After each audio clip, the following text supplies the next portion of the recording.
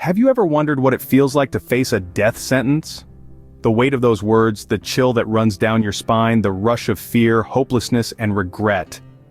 Most of us can only imagine, but there's one individual who faced this grim reality and astonishingly lived to tell the tale. Their story is an astounding testament of survival. Today, I will introduce you to a person who lived this nightmare, who stared the Grim Reaper in the face and survived to tell the tale. The crime that led to the death sentence was anything but ordinary. It was a blistering summer's day, a day like any other, when a man named James, a man with a past shrouded in mystery, found himself at the center of a crime that would shock the nation. A quiet town, known for its peaceful demeanor, was about to be thrust into the spotlight. James, a man of simple tastes and a simpler life, had committed an act so heinous it sent shockwaves through the community. The crime? A brutal, cold-blooded murder.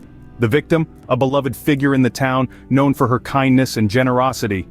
The details of the crime, while gruesome, are essential to understanding the gravity of the situation. James, in a fit of rage, brutally attacked and ended the life of this innocent woman. No motive was clear. It seemed to be a crime of passion, an act of violence that was as senseless as it was horrifying. The circumstances surrounding the crime were equally puzzling. James, a man with no prior criminal record, a man who was seen as calm and collected, had suddenly turned into a monster.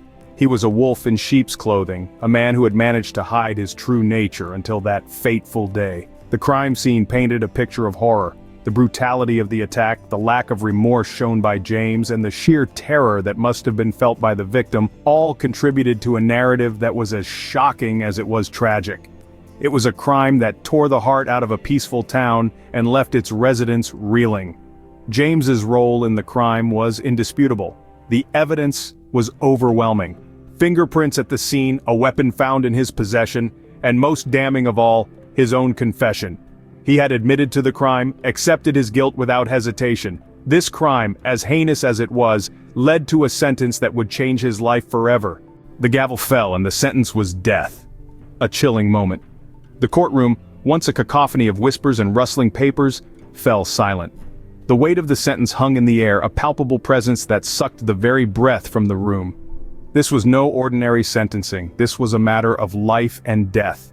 In the eye of this storm stood our protagonist, a man whose fate had just been sealed by 12 of his peers. The jury, a cross-section of society, had listened to the evidence, deliberated, and delivered their verdict. Guilty.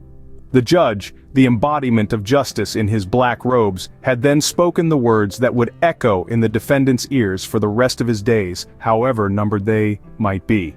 The court sentences you to death. As the gravity of the situation sunk in, our protagonist remained eerily calm. Perhaps it was shock, or perhaps it was a testament to the human capacity for resilience in the face of unimaginable adversity. His face, a mask of stoicism, betrayed no emotion. Yet inside a tumult of thoughts must have been raging. Fear, anger, regret, the gamut of human emotion condensed into a single, heart-stopping moment. The sentencing itself was a solemn affair, a ritual steeped in the weight of tradition and the gravity of its consequences. The judge's words were a death knell, echoing through the courtroom and reverberating in the hearts of all present. This was the system doing its job, meting out justice with an impartial hand. Yet, it was impossible to ignore the human element, the raw emotion that seeped into every crack and crevice of the room. The trial was over, the evidence had been presented, the witnesses heard, the arguments made. In the end, the jury had spoken and the judge had passed sentence. The gavel had fallen and the sentence was death. There was no appeal, no second chance. This was it, the final chapter in a tragic tale of crime and punishment. With the sentence pronounced, the countdown to the end had begun. And yet, as we will soon discover, this was not the end of the story, far from it. But fate had other plans. Our protagonist's journey towards the gallows was halted, not by a sudden outcry of innocence, but by an unprecedented twist of events. His survival was not the result of a single event, but rather a series of unlikely happenings that culminated in his escape from the jaws of death. First, we have the technical malfunction. The day of his scheduled execution, the electric chair, a device designed to be fail-proof, malfunctioned. It was a shocking turn of events, no pun intended. The chair, which had functioned perfectly in previous executions, inexplicably failed. The technicians scrambled, but they couldn't rectify the problem in time. Next, the legal loophole. His lawyer, a man of integrity and relentless determination, discovered an obscure legal clause. This clause stated that a person could not face the same form of execution twice. It was a rule buried deep in the judicial archives, overlooked by many but not by this lawyer. With the electric chair out of the question, a new execution method had to be decided upon. However, the decision process was stalled by bureaucracy and red tape. The wheels of justice, usually so swift in meting out punishment, were now moving at a snail's pace. This delay bought our protagonist more time, more days of borrowed life. Lastly, the last-minute stay order. The governor, swayed by public outcry and mounting pressure, issued a stay order. The clock was ticking. The new method of execution was decided, but the governor's decision halted everything. It was a moment of high drama. A moment that felt like it was straight out of a Hollywood movie. These events, individually, were unlikely, but together, they formed a chain of events that led to the survival of our protagonist. It was a stark reminder that even in the face of the harshest punishment, there's always a glimmer of hope, however faint it might be. Against all odds, he cheated death. Escaping death was just the first step. After the dust had settled and our protagonist had been given his new lease on life, the real journey began.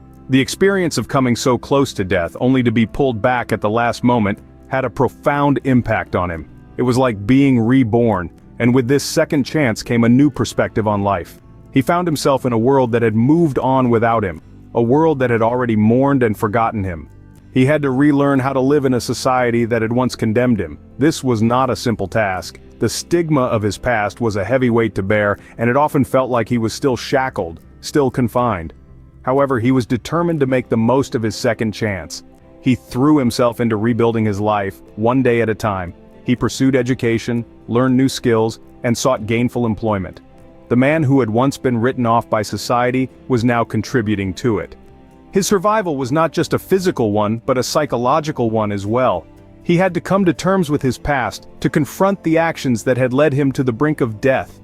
There was guilt, regret, and a longing to make amends. He sought therapy and counseling, and started speaking at public forums about his experiences, hoping that his story could serve as a deterrent for others. His relationships changed too. Some people in his life could not look past his past, while others offered support and understanding. He had to navigate these complex dynamics, to rebuild old relationships and forge new ones. He also became an advocate against the death penalty, using his unique perspective to shed light on its flaws. He fought for reform, for a justice system that focused more on rehabilitation than punishment. His survival against the death sentence was a beginning of a new chapter in his life. It was a chapter filled with challenges, yes, but also growth, resilience, and redemption. He had gotten a second chance, and he was determined to make it count. The story of the man who survived a death sentence is one of survival, resilience, and change. We've journeyed through a narrative that challenges our understanding of the finality of death sentences. This man's life, marked by crime, punishment, and an unlikely twist of fate, forces us to reflect on the justice system and the concept of the death sentence itself. We delved into the dark depths of his crime, understanding the severity that led to his sentencing. We then navigated the complex legal system, witnessing the sentencing and the grim reality of facing an impending death sentence. Yet, in the face of all odds, he survived. This survival was not just a physical one. It was a testament to human resilience and an unexpected opportunity for change. His life after the sentence was not an easy path, but it was a life nonetheless. In our reflections, we must consider the implications of this story. What does it mean for our understanding of justice and the death penalty? Can we see this as an argument for the possibility of redemption, even in the most dire of circumstances? This tale serves as a stark reminder of the complexities of our justice system and the profound ways in which life can defy expectations. In the face of death, life finds a way. And as we have seen, even a death sentence isn't always the end.